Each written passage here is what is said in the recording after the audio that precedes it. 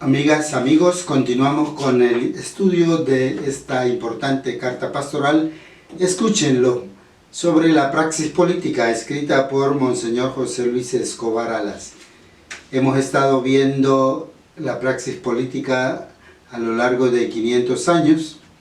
En los últimos temas, Monseñor nos ha insistido en la necesidad de cambiar esta praxis política y entonces nos ha propuesto que la política tiene que ser una vocación, y en el tema anterior vimos la propuesta de impulsar una democracia participativa, no solamente representativa. Hoy una tercera propuesta de Monseñor, una tercera pauta, es que la política tiene que ser un ejercicio ético. Veamos entonces del número 41 al 43 de esta carta pastoral.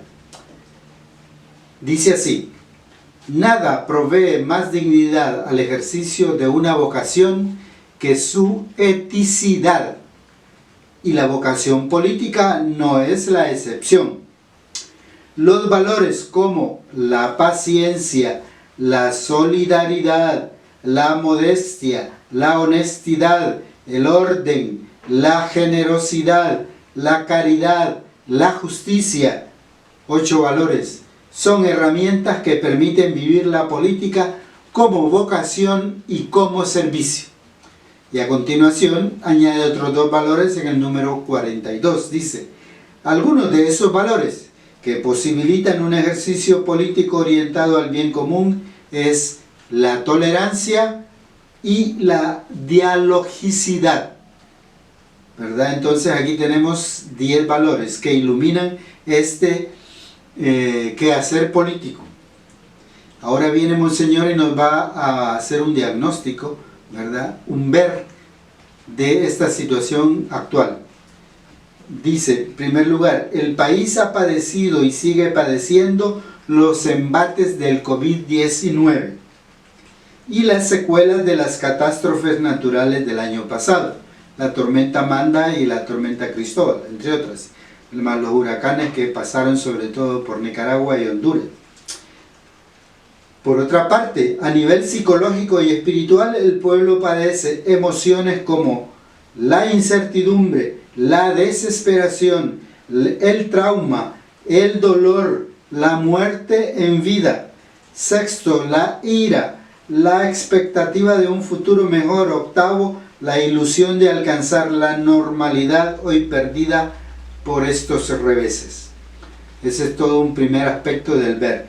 Y un segundo aspecto del ver es el nivel socioeconómico. A este nivel el pueblo padece desempleo, carga presupuestaria alta, reducción de las remesas, asesinatos, desapariciones forzadas, violencia intrafamiliar. Séptimo, educación de baja calidad.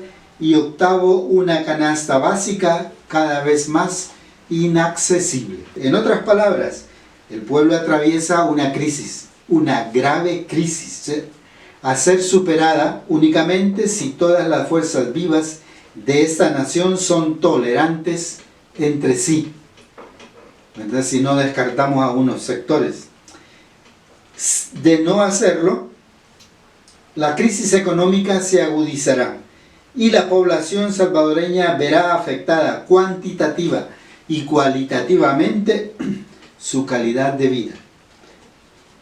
Las palabras que nuestro amado San Óscar Romero pronunció hace 41 años se acoplan perfectamente a este momento crucial de nuestra historia.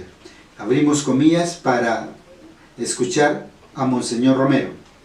Esta miseria económica no se resolverá si no se resuelve primero la crisis política que agobia al país, porque con ella conseguirá, si resuelve su crisis política, confianza y apoyo para enfrentar los demás problemas.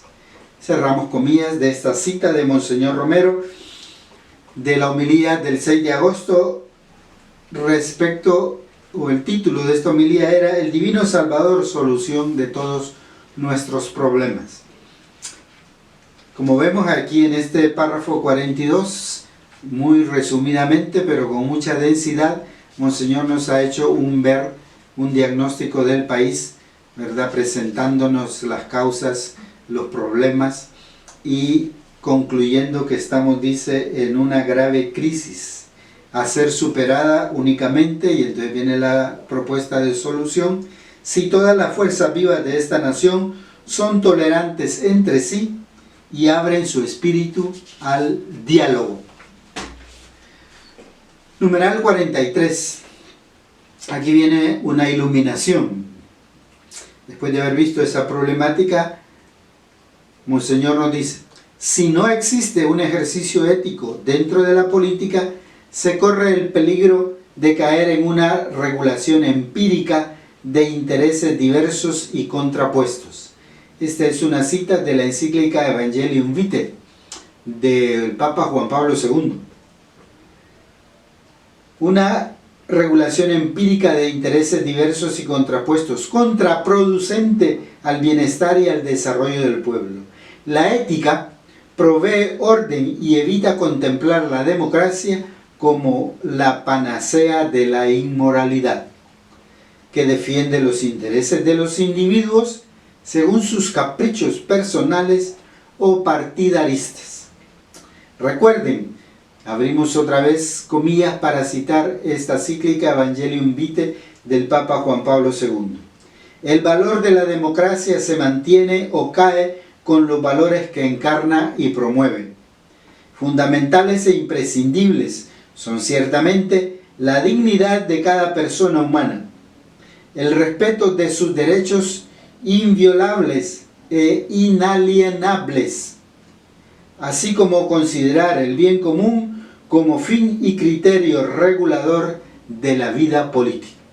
Cerramos comillas de esta cita de la Evangelium Vitae.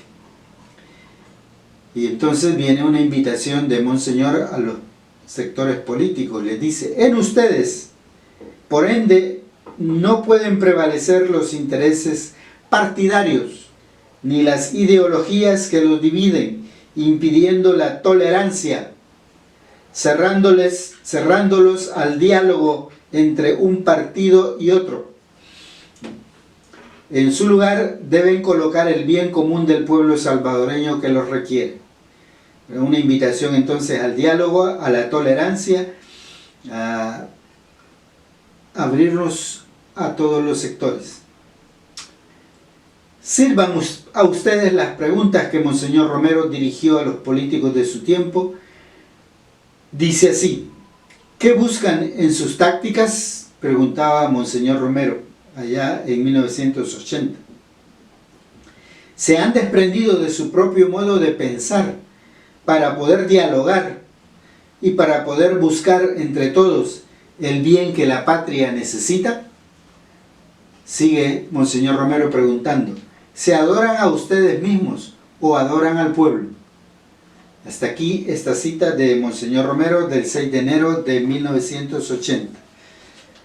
Preguntémonos entonces nosotros, para reflexionar a nivel personal, grupal o comunitario, en ese iluminar que nos presentó el señor arzobispo en el numeral 41 y 42, ¿cuáles son los 10 valores que permiten a la política ser vivida como una vocación y un servicio?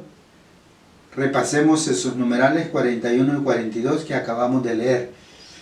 ¿Cuáles son los 5 elementos que trae el vero diagnóstico de esta situación del país que esta carta pastoral nos presenta en el número 42? ¿Cuáles son los 8 efectos negativos psicológicos y espirituales que padece el pueblo salvadoreño en el numeral 42? ¿Cuáles son los 8 problemas socioeconómicos que, según Monseñor Escobar Alas, padece el pueblo salvadoreño? Siempre en el numeral 42. Y en el actuar, ¿verdad?, preguntémonos cuáles son los requisitos que todas las fuerzas vivas de la nación, y ahí estamos incluidos todas y todos, pero especialmente dice los grupos políticos. ¿Cuáles son los requisitos que todas las fuerzas vivas de la nación debemos cumplir para superar la grave crisis que atravesamos? Siempre el numeral 42. ¿Qué recomienda la encíclica Evangelium Vitae del Papa Juan Pablo II para ejercer la política de manera ética? Y para el actuar, ¿qué respuestas darían hoy los sectores políticos a las preguntas de Monseñor Romero, hechas allá en enero de 1980? La, la, la, la.